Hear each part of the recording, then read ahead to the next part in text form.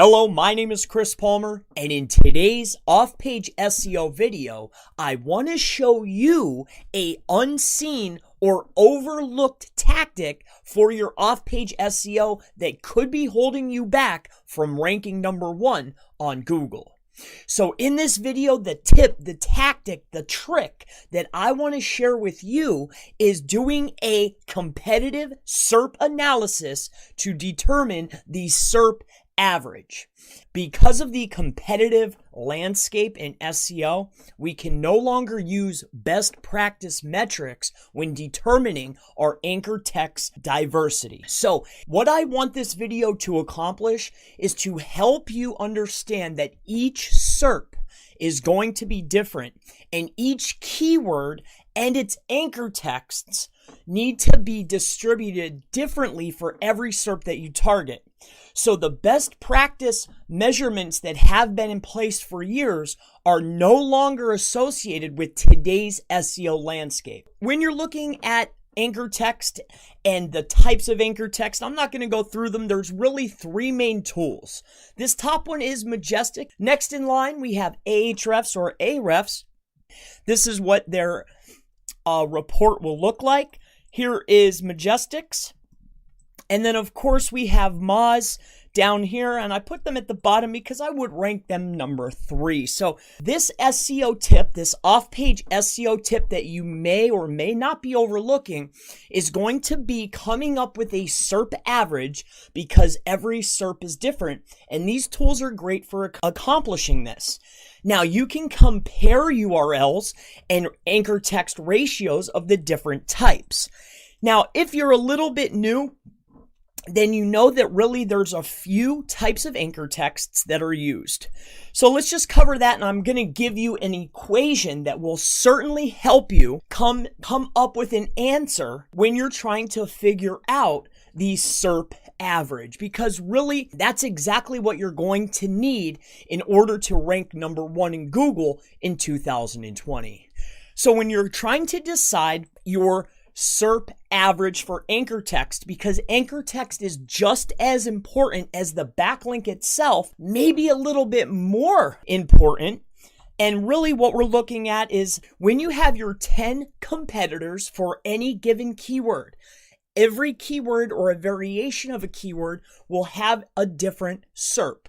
Whatever the target page is that you're going to create, the target keyword, one keyword, one page. You need to gather the top 10 rankers, or you could do top 5. I like to get 10. And we need to come up with an average. So top 10 rankers, we need to gather up, and let's just say that their exact match is 10%. I know that's high, but just for sake of example, we need to gather up their partial match. These are anchor text. This might be 5%, okay? We need to gather up their generic. This may be 2%. We need to gather up their branded. And let's say that their branded is 20%. Now, we have all 10. We have the overall average of all the websites, the top 10 or top 5. And this is going to give us, we are going to add it all up and divide that number, giving us a SERP average. Our average percentage of the entire SERP. Remember, each SERP is different. When we are creating our pages, now that we have our SERP average, now we know that our pages need to hit a particular anchor text ratio, because this is what Google is rewarding, and this is how you will achieve position #1 in 2020 if all other factors are in place. This is one factor that we're discussing today. So when we need to build out our pages and start acquiring our links to hit the SERP average, but the final tip before I wrap up today's video is whatever the SERP average is, if this is an exact match at 10%, I know that's really high. You'll probably never come across this. You'll probably come across 2 or 3 or maybe 4%, 5%, depending on how competitive a keyword is. But whatever the SERP average is for each of these particular measurements of the types of anchor text, you need to go just a little bit above to be competitive, to have just a little bit more.